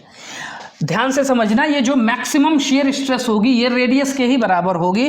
और रेडियस निकालने का तरीका क्या है? 10⁻⁵/2, मतलब sigma x minus sigma y by 2। यहाँ पे तो यहाँ पे अगर इस फिगर की बात करें तो यहाँ पे सिग्मा एक्स बराबर सिग्मा 1 हो गया है और sigma y is equal to sigma 2 हो गया है। इसका मतलब रेडियस निकालने का तरीका सिग्मा 1 माइनस सिग्मा 2/2 से भी निकल सकता है, तब जब बॉडी पे कोई शियर स्ट्रेस नहीं एक्ट कर रही है। Sigma x sigma why he act कर रही है, यहाँ पे कोई शियर स्ट्रेस नहीं एक्ट कर रही है, तो इसका मतलब सिग्मा एक्स और sigma y is equal to sigma 1 और सिग्मा 2 ही होगा। क्लियर है? तो ये चीज़ें ध्यान से समझना, ये छोटी छोटी चीज़ें हैं जो मैंने डिस्कस की केस 1 में, और ये चीज़ें बहुत ज़्यादा इंपॉर्टेंट हैं। क्लियर है? देखो यहाँ से एक शॉर्ट नोट्स निकल के आएगा, ये शॉर्ट नोट्स ध्यान रखना। ये शॉर्ट नोट्स क्या होगा कि जैसे एक ये लोडिंग थी केस 1, अभी हम केस 1 की ही बात कर रहे हैं, सिग्मा एक्स है और सिग्मा वाई है, ठीक है। जब यहाँ पे सिग्मा एक्स और सिग्मा वाई ही हो तो ध्यान रखना कि जो सर्कल बनता है, जो भी सर्कल आपके पास बन के आता है, वहाँ पे sigma x is equal to sigma 1 होता है और sigma y is equal to sigma 2 होता है। जब आपके पास यहाँ पे कोई shear stress tau x y नहीं होता, 0 होता है, या यहाँ पे शेयर स्ट्रेस 0 होती है। ध्यान से समझना, जब शेयर स्ट्रेसेस इस प्लेन्स पे 0 होती हैं तो ये sigma x is equal to principal major principal stress हो जाता है और sigma y is equal to minor principal stress हो जाता है। उस केस में सेंटर जो निकलता है वो निकलता है centre is equal to sigma x minus sigma y, sigma x plus sigma y by 2 0, या फिर सिग्मा 1 प्लस सिग्मा 2/2 0। ये सेंटर पॉइंट होते हैं, एक्स वाई कोऑर्डिनेट्स हैं। और रेडियस क्या हो जाती है? रेडियस होती है sigma x minus sigma y by 2, या फिर सिग्मा 1 माइनस सिग्मा 2/2। अब ये जो रेडियस की वैल्यू होती है, ये अगर आप एनालिटिकल मेथड में समझना चाहें तो वो जो सिग्मा 1 और सिग्मा 2 की वैल्यू आप निकालते थे, sigma 1 sigma 2 is equal to sigma x plus sigma y by 2 plus minus under root sigma x minus sigma y by 2 का whole square plus tau x Y का होल स्क्वायर। ये वाली value है, यही इस मेजर ये जो क्या नाम ग्राफिकल मेथड में जो रेडियस है, रेडियस की वैल्यू होती है ये वाला पॉइंट। क्यों? अब यहाँ पे अगर आप निकालना चाहो तो टाउ एक्स वाई यहाँ पे तो 0 है, टाउ एक्स वाई 0 है, तो यहाँ से क्या निकल के आएगा? ये स्क्वायर है, ये इसका रूट है तो ये दूसरे से कट जाएगा, यहाँ से भी वैल्यू निकल के आएगी sigma x minus sigma y by 2। तो ध्यान रखना जो एनालिटिकल मेथड में ये वाला पोर्शन है, जब आप सिग्मा 1 और सिग्मा 2 निकालते थे तो ये वाला पोर्शन इस सर्कल की रेडियस ही होता है, ये जो सेकंड पोर्शन है। क्लियर है? केस 1 मुझे लगता है क्लियर है। केस 2 की हम बात कर रहे हैं कि अगर मान लो आपके पास ये जो आपका फिगर बना था सिर्फ पॉजिटिव एक्सिस में गया था केस 1 में, लेकिन मान लो कि ये नेगेटिव हो सकता है। केस 2 ले लो, केस 2 ले लो। अगर ये लोडिंग है आपके पास x axis 10 megapascal, y axis मान लो अब कंप्रेसिव में है, sigma y is equal to मान लो 5 मेगापास्कल। सेम वैल्यूज वही हैं, मैंने डायरेक्शन चेंज कर दी। ए बी प्लेन था, ए सी प्लेन था और ये ए डी प्लेन था, किसी थीटा पे काम कर रहा है। देखो यहाँ पे भी क्या निकालना होगा, नॉर्मल और टेंजेंशियल स्ट्रेसेस। किस पे? इस पे जो एक्ट कर रही हैं। क्लियर है? इसका सर्कल कैसे बनेगा, बाकी चीज़ें रूल्स वही हैं जो हमने बताए थे अभी तक। चीज़ें कैसे निकल के आएंगी, चीज़ें कैसे निकल के आएंगी, मान लो ये आपने एक्स एक्सिस ले लिया और ये आपने ले लिया वाई एक्सिस। एक्स एक्सिस पे मैंने बताया था नॉर्मल स्ट्रेस रहेगी, वाई एक्सिस पे क्या रहेगी, टेंजेंशियल स्ट्रेस रहेगी। क्लियर है? एक्स एक्सिस पे अभी भी कोई शियर स्ट्रेस काम कर रही है क्या? ए बी प्लेन पे नहीं काम कर रही है, तो इसका मतलब 10 मेगापास्कल कहाँ पे होगा, कहीं यहीं पे होगा। ठीक है, पॉइंट यहीं पे होंगे, 10 मेगापास्कल सिग्मा एक्स की वैल्यू यहीं पे होगी। लेकिन अब सिग्मा वाई कहाँ होगा, कंप्रेसिव इन नेचर है, तो इसका मतलब एक्स एक्सिस में नेगेटिव टर्म में आ जाओ, -5। ये क्या था, 10 मेगापास्कल था, ये sigma y is equal to -5 megapascal. ये मैं बताने की कोशिश आपको कर रहा था कि अगर ये कंप्रेसिव इन नेचर है तो ये टर्म माइनस में आ जाएगा। अभी भी यहाँ पे कोई शियर स्ट्रेस नहीं, यहाँ पे भी कोई शियर स्ट्रेस नहीं है, इसलिए ये सारे पॉइंट्स जो हैं नॉर्मल एक्सिस पे ही हैं। मैंने क्या बताया था सर्कल निकालने का तरीका, इन दोनों को मिला दो और इन दोनों का एक हाफ ले लो, उस हाफ से एक सेंटर, उस हाफ को सेंटर बना के एक सर्कल खींच दो। ये सर्कल क्या कहलाएगा, मोहर सर्कल कहलाएगा, मोहर सर्कल कहलाएगा। अब इसके बाद नॉर्मल स्ट्रेस और टेंजेंशियल स्ट्रेस निकालनी थी।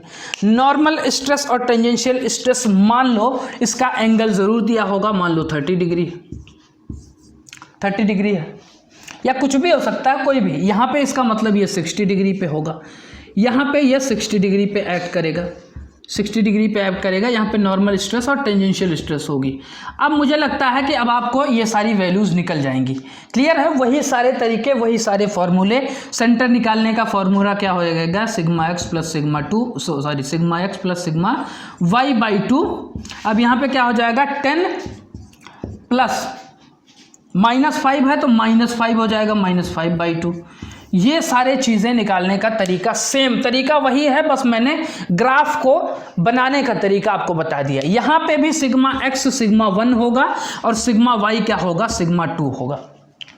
और अगर मान लो यहाँ पे पूछ लिया कि सिग्मा टी का मैक्सिमम वैल्यू बता दो, मैक्सिमम टेंजेंशियल स्ट्रेस की वैल्यू बता दो, तो सिंपल का मतलब है आपसे पूछ लिया है भाई रेडियस की वैल्यू बता दो। क्यों? क्योंकि इसकी रेडियस क्या होगी, ये होगी, और इसकी वैल्यू क्या होगी, सिग्मा टी मैक्सिमम।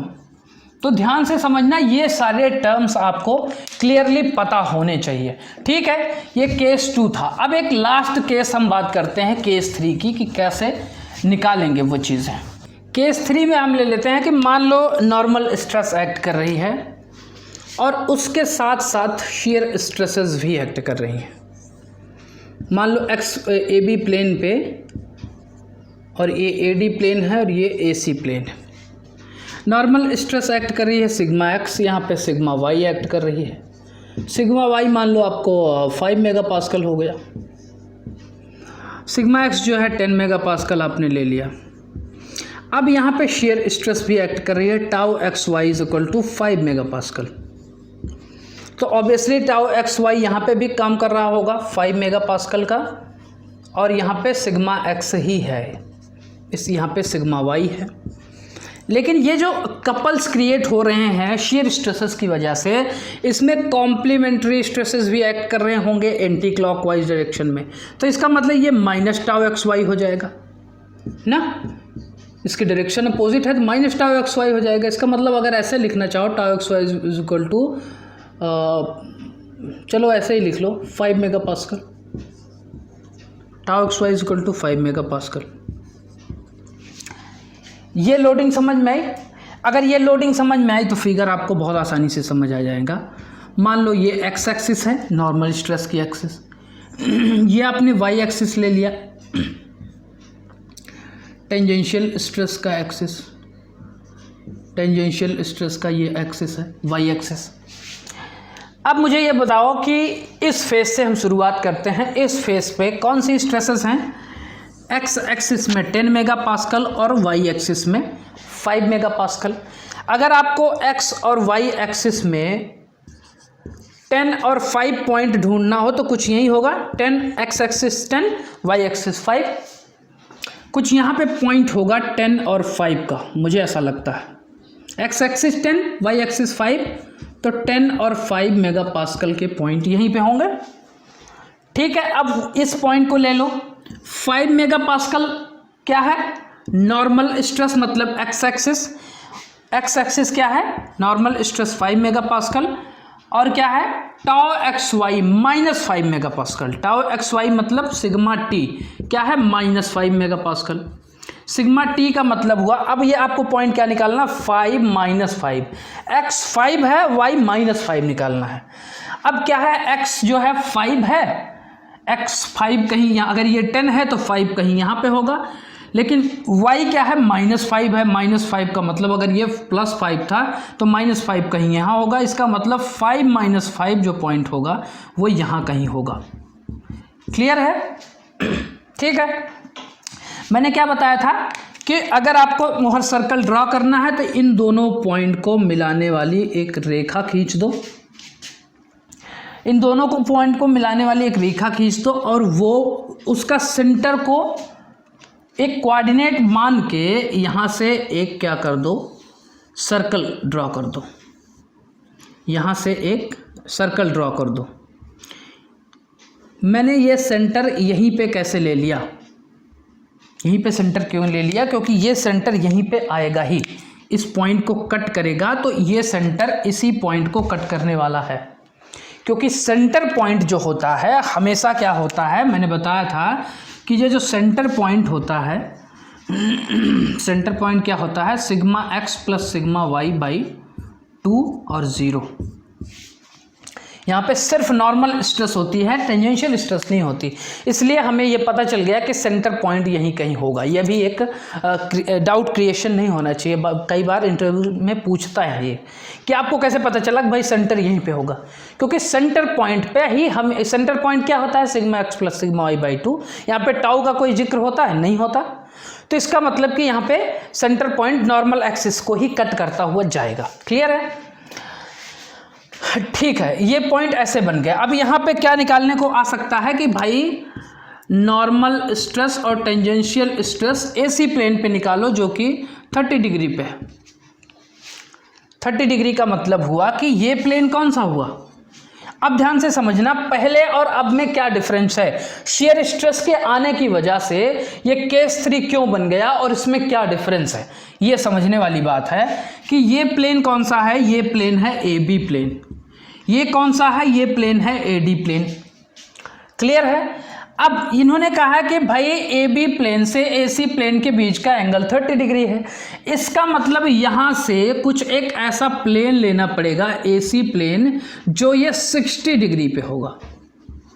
अब ए सी प्लेन यहाँ आएगा और ए सी प्लेन पे ही आपको नॉर्मल स्ट्रेस और टेंजेंशियल स्ट्रेस की वैल्यूज़ निकालनी है।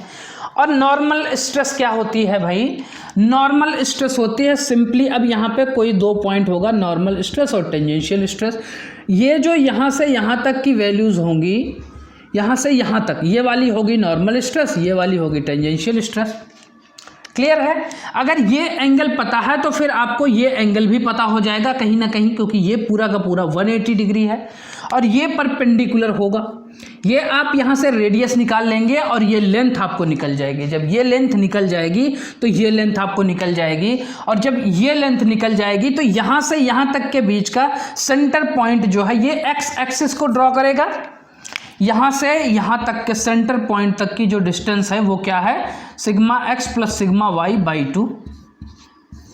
अगर ये पॉइंट निकल गया है और ये लाइन निकल गई है तो सॉरी, ये पॉइंट निकल गया है, अगर ये लाइन पूरा का पूरा आपको यहाँ से यहाँ तक पता है, आपको रेडियस पता है, तो ये भी निकल जाएगा। ये टेंजेंशियल स्ट्रेस और नॉर्मल स्ट्रेसेस आपको निकल जाएंगी जब आप वैल्यूज़ इसमें रखेंगे। मेरा बताने का मकसद क्या है, मैं बताने वाला क्या चाह रहा हूँ कि भाई यहाँ पे एक डिफरेंस आने वाला है। यहाँ पे सिग्मा एक्स ये था और ये सिग्मा एक्स था और ये क्या था, टाउ एक्स वाई था।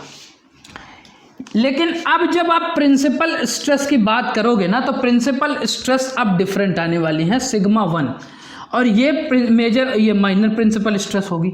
अब ये माइनर प्रिंसिपल स्ट्रेस और मेजर प्रिंसिपल स्ट्रेस की वैल्यू अब sigma x is not equal to sigma 1 और sigma y is not equal to sigma 2। अब ऐसा नहीं होगा जब शेयर स्ट्रेस इस रोल में आएगा। जब भी पिक्चर में ये रोल प्ले करेगा शेयर स्ट्रेस का, तब सिग्मा 1 की वैल्यू डिफरेंट हो जाएगी और सिग्मा 1 की वैल्यू आप आसानी से निकाल सकते हैं। जब आपके पास फिगर दिया हो ग्राफिकल मेथड से, अगर ये एंगल दिया है, ये लेंथ दी गई है, ये सारी चीज़ें दी गई हैं, तो आप यहाँ से सारी चीज़ें निकाल सकते हैं। आपको पता है सेंटर पॉइंट क्या होता है, आपको पता है रेडियस क्या होती है, आप सारी चीज़ें इसमें ट्रिग्नोमेट्रिक के फॉर्मूले लगा के, पाइथागोरस प्रमेय लगा के आप सारी चीज़ें निकाल सकते हैं। क्लियर है? ठीक है, सेंटर पॉइंट निकल गया। सेंटर पॉइंट के बाद अब रेडियस की बात करते हैं, तो ध्यान से समझना कि रेडियस में आपको कंफ्यूज नहीं होना है। पहले रेडियस आप कैसे निकालते थे, रेडियस आप निकालते थे radius is equal to sigma x minus sigma y by 2। ये निकालते थे, ये तब निकालते थे भाई जब sigma x is equal to sigma 1 और sigma y is equal to sigma 2 होता था। लेकिन अब यहाँ पे सिग्मा एक्स और सिग्मा वाई से वैल्यूज़ नहीं निकलेंगी, यहाँ से निकलेंगी radius is equal to sigma 1 minus sigma 2 by 2, क्योंकि अब सिग्मा 1 ये हो गया है। पहले सिग्मा 1 और सिग्मा एक्स बराबर था, अब सिग्मा 1 और सिग्मा 2 अलग अलग हो गए हैं सिग्मा एक्स और सिग्मा वाई के कंपैरिजन में। इसलिए अब सिर्फ रेडियस यहीं से ही निकालना है, और ये रेडियस इज इक्वल टू हो जाएगा, अगर आप एनालिटिकल मेथड में जाएंगे तो ये हो जाएगा sigma x minus sigma y by 2 का whole square plus tau x Y का होल स्क्वायर, जो मैंने बताया था जब ये टाउ रोल में आ जाता है। तो जब रोल में नहीं आता तो सिग्मा एक्स ही सिग्मा 1 हो जाता है।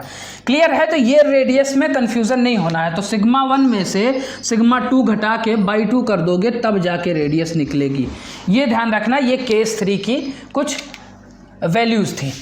इसके बाद कुछ स्पेशल केसेस भी हैं, जैसे एक चलो केस 4 भी ले लेते हैं। केस 4 जब वहाँ पे सिंपल शेयर ही काम कर रहा हो। केस 4 ऐसा हो सकता है कि मान लो एक लोडिंग है, लोडिंग में शेयर स्ट्रेस काम कर रही है टाउ एक्स वाई, तो यहाँ पे भी टाउ एक्स वाई काम कर रहा होगा, और ये कुछ negative tau x y minus tau x y काम कर रहा होगा, minus tau x y. Clear है?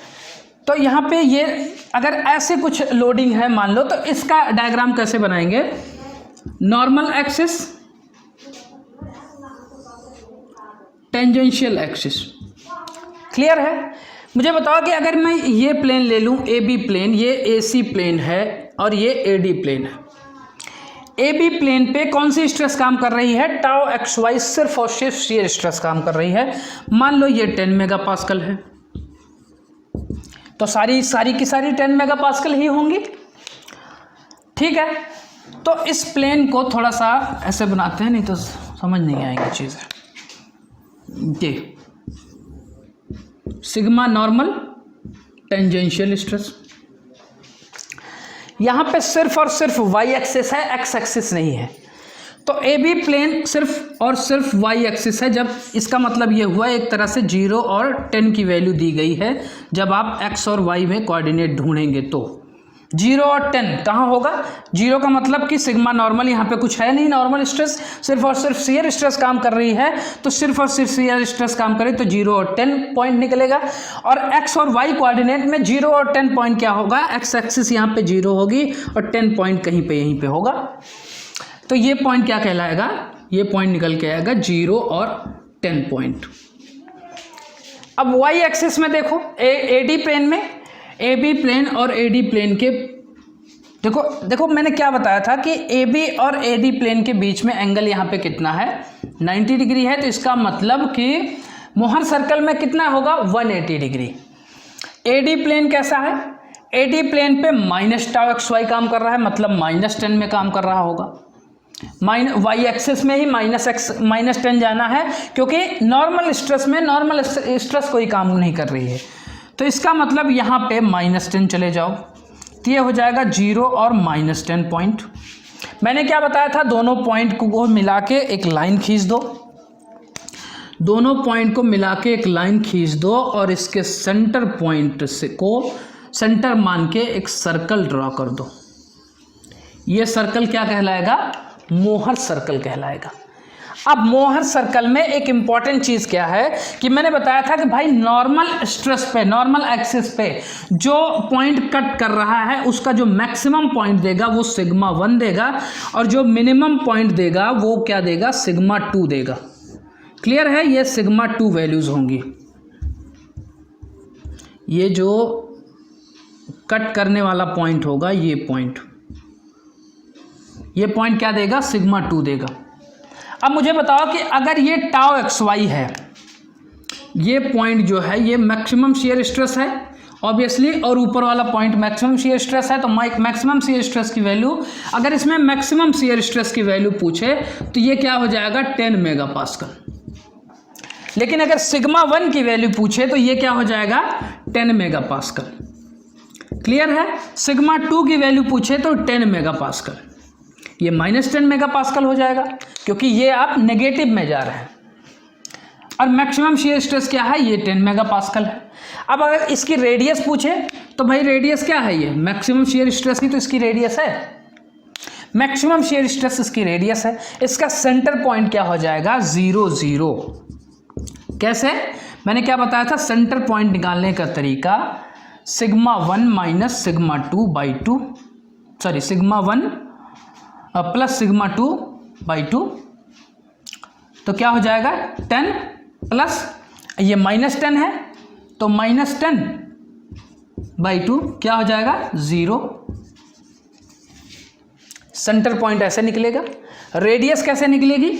सिग्मा 1 माइनस सिग्मा 2/2 मैंने बोला था। अगर आप फॉर्मूले से निकालना चाहें, सिग्मा 1 कितना है? टाउ XY माइनस सिग्मा 2 कितना है? माइनस टाउ XY, हाँ माइनस टाउ XY अपॉन में 2, तो 2 टाउ XY/2 कितना हो जाएगा? Tau XY। टाउ XY की वैल्यू क्या दी गई है? 10 मेगापास्कल। तो रेडियस कितनी हो जाएगी? 10 मेगापास्कल, जो आपको इस फिगर से भी निकल के आ रही हैं चीज़ें। तो ध्यान से समझना, ये सारी चीज़ें आपको क्लियर होनी चाहिए। मुझे लगता है कि आई होप सो कि ये आपको मोहर सर्कल अब आपको क्लियर हो गया होगा कि भाई मोहर सर्कल कैसे ड्रॉ करेंगे, कैसे कैसे चीज़ें निकल के आ सकती हैं, वहाँ पे नॉर्मल स्ट्रेस और टेंजेंशियल स्ट्रेस की वैल्यूज़ कैसे निकालेंगे। अब इस पे जब हम फॉर्मूले डिस्कस करेंगे, इस पे जब हम क्वेश्चंस डिस्कस करेंगे तो चीज़ें और भी ज़्यादा क्लियर होंगी। अब कुछ स्पेशल केसेस हैं, जैसे स्पेशल केस में मान लो पहला, यहाँ पे sigma x is equal to 5 megapascal और sigma y is equal to भी 5 मेगापास्कल है। इसका मोहर सर्कल कैसे बनेगा?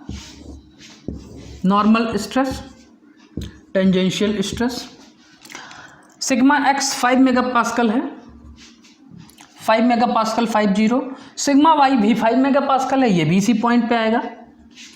तो मुझे बताओ कि यहाँ पे मोहर सर्कल बन पाएगा? मोहर सर्कल नहीं बन पाएगा, लेकिन मोहर सर्कल है ये जो पॉइंट है ये रिप्रेजेंट कर रहा है मोहर सर्कल को।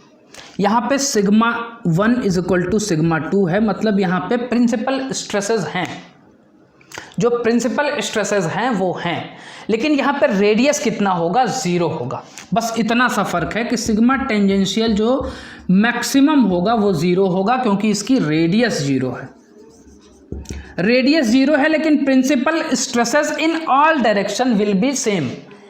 उस पॉइंट पे ये ध्यान रखना कि ये एक स्पेशल केस है कि जब ऐसा पॉइंट आ जाता है जहाँ पे सिर्फ एक पॉइंट आता है, एक सर्कल एक पॉइंट के रूप में आता है, वहाँ पे सारी डायरेक्शन में प्रिंसिपल स्ट्रेसेस सेम होती हैं, लेकिन वहाँ पे क्या होता है, रेडियस जो होता है वो 0 होता है। क्लियर है? ठीक है। दूसरी केस क्या होती है कि हाइड्रोस्टैटिक केस आ सकती है। हाइड्रोस्टैटिक केस क्या होती है, मैंने बताया था कि जब हाइड्रोस्टैटिक का मतलब होता है किसी टब में या कंटेनर में आपका बॉडी पड़ी हुई है, इसमें चारों तरफ से प्रेशर लग रहा है, सेम प्रेशर हर बॉडी पे सेम डायरेक्शन में लग रहा है, कंप्रेसिव इन नेचर में। तो क्या हो जाएगा, इसका अगर आप बनाएंगे ऐसे, तो ये sigma x compressive in nature, sigma y in compressive in nature. कोई शियर स्ट्रेस है? नहीं है, नॉर्मल स्ट्रेस है। तो इसका अगर आप बनाएंगे, मान लो ये नॉर्मल एक्सिस है, ये टेंजेंशियल एक्सिस है। सिग्मा एक्स मान लो 5 मेगापास्कल था, ये भी 5 मेगापास्कल था, लेकिन दोनों कंप्रेसिव इन नेचर में है। जैसे अभी आपने टेंसाइल में लिया था, वैसे ही एज इट इज़ एक पॉइंट आपको कंप्रेसिव इन नेचर में लेना पड़ेगा, क्योंकि सिग्मा एक्स आपका -5 मेगापास्कल है, कंप्रेसिव है, और सिग्मा वाई भी -5 मेगापास्कल है। यहाँ पे भी एक पॉइंट निकल के आएगा। ये पॉइंट क्या होगा, ये पॉइंट एक रेडियस जो है इसकी 0 होगी, और यहाँ पे जो प्रिंसिपल स्ट्रेसेस हैं सारी, उनकी वैल्यू सेम होगी। क्लियर है? ये उसकी कुछ स्पेशल केसेस थी। तो आई होप सो कि मुझे लगता है मोहर सर्कल इस पूरे लेक्चर में आपको क्लियर हो गया होगा। बहुत बेसिक से हमने इसको समझाया है ताकि आपके एक छोटे छोटे डाउट क्लियर हो सकें। अगर इसके बाद भी कोई डाउट आता है तो आप मुझे कमेंट सेक्शन में बता सकते हैं। ठीक है, थैंक यू।